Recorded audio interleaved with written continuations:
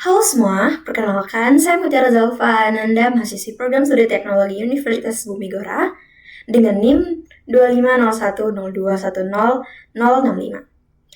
Pada kesempatan kali ini, saya akan mendemonstrasikan secara komprehensif proyek tugas akhir praktikum mobile lanjut, yaitu tentang aplikasi persewaan kamera dan lighting berbasis Android dengan penyimpanan lokal database SQLite. Sebelum masuk ke demo interaksi aplikasinya, terlebih dahulu saya ingin menjabarkan tentang arsitektur struktur package yang saya implementasikan pada proyek ini.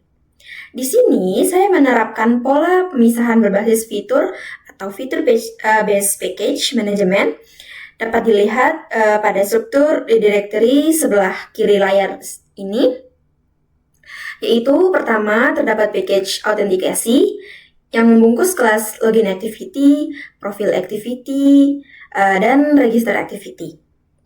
Dan yang kedua yaitu package CRUD atau create, read, update, and delete yang membungkus item activity, transaction activity, dan yang ketiga merupakan root directory project yang terdapat change password activity, database helper, invoice activity, serta main activity. Maksud dan tujuan saya untuk pemisahan struktur ini yaitu sangat fundamental dalam pengembangan perangkat lunak modern guna memastikan kode program yang saya buat yaitu bersifat modular, bersih, mudah dibaca, serta mempermudah proses maintenance ke depannya. Sebelum membedah baris kode lebih dalam, ada satu poin penting yang perlu saya sampaikan mengenai ruang lingkup pengerjaan aplikasi ini. Sesuai dengan materi perkuliahan yang kita lalui dari awal semester, ruang lingkup pekerjaan tugas proyek UTS maupun UAS ini berfokus penuh pada eksplorasi dan pemahaman operasi create, read, update, and delete menggunakan sistem manajemen database berbasis rasional atau SQL lokal yaitu SQLite. Aplikasi ini tidak mengadopsi pengerjaan database berbasis NoSQL ataupun cloud integration eksternal seperti Firebase. Batasan ruang lingkup ini sengaja dipertahankan agar penekanan penilaian benar-benar bertumpu pada penguasaan query berstruktur SQL, optimalisasi performa basis data berat lokal di perangkat mobile, serta pemahaman siklus hidup data relasional tradisional langsung dari sisi klien. Sekarang mari kita bedah fondasi utama dari pengelolaan data lokal berbasis SQL aplikasi ini, yaitu kelas database helper. Kelas ini mengextend SQL Open Helper merupakan abstraksi bawaan Android SDK untuk memanipulasi data SQLite. Dapat kita lihat bersama metode onCreate di sebelah sini. Saya menulis query SQL murni secara manual, terdapat query creatable untuk menganalisasikan tabel user kolomnya terstruktur secara nasional, terdiri dari kolom ID dengan atribut integer primary key, auto increment, diikuti kolom username, email, password yang diatur dengan tipe data text. Untuk menyisipkan data user baru, saya membangun metode bernama register user. Fungsi ini menerima parameter string username, email, dan password. Di dalamnya, saya memanfaatkan objek content values untuk memetakan dan data masukan berdasarkan nama kolom tabelnya. Sebelum akhirnya fungsi dieksekusi oleh DBI insert. Sedangkan untuk mekanisme verifikasi hak akses login, aplikasi menggunakan objek cursor.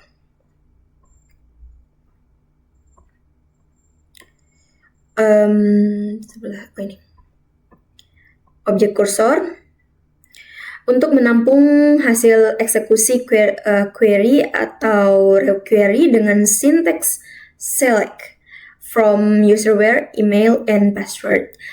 Pola parameter bertanda tanya ini diterapkan guna mengamankan basis data dari celah keamanan SQL injection. Sesuai dengan nama package pembantu yang saya buat, yaitu CRUD, aplikasi ini mengimplementasikan siklus manipulasi data terstruktur secara utuh berbasis SQL lokal. Berikut adalah penjabaran teknis mengimplementasikan 4 operasinya. Yaitu yang pertama, create, membuat data. Operasi ini dieksekusi saat pengguna mengisi formulir di transaction activity. Lalu menekan tombol checkout, fungsi DB insert pada SQLite akan dipicu untuk menyimpan baris transaksi baru yang berisi data nama penyewa, nomor handphone, alamat, durasi sewa, alat kamera yang dipilih, serta akumulasi total harga bayar. Yang kedua yaitu read, membaca data. Operasi ini pembacaan data diimplementasikan pada 2 modul terpisah. Pertama, pada item activity untuk membaca keseluruhan katalog kamera yang tersedia di database menggunakan objek kursor. Yang kedua, pada invoice activity, gunanya yaitu untuk menangkap data transaksi terkirim, menguraikannya dan mencetaknya ke lembar nota digital. Nah, yang ketiga yaitu update, memperbaharui data.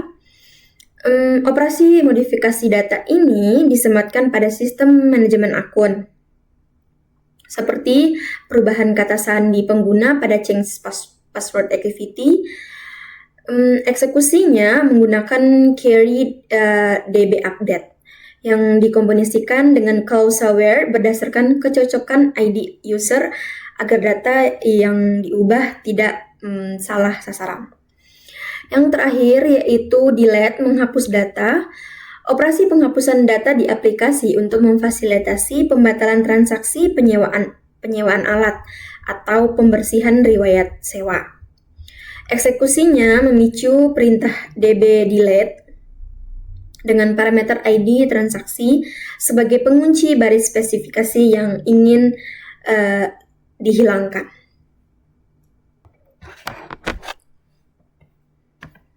Untuk selanjutnya, mari kita bedah aplikasinya secara langsung.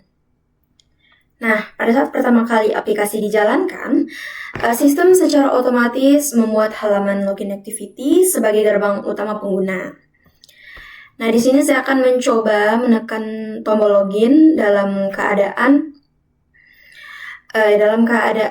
kata sandi ataupun emailnya kosong.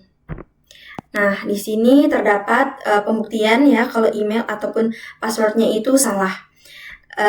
Ini membuktikan validasi stringnya bekerja sebelum query SQL dilempar ke database. Nah, yang kedua itu kita membuat akun baru melalui teks navigasi. Belum punya akun ini ya teman-teman atau daftar. Di forum registrasi ini saya menginput nama, email, dan password.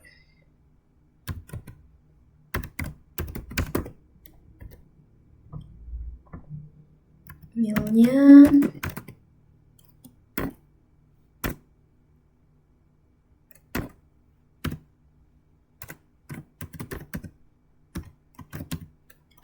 passwordnya sudah ada 345.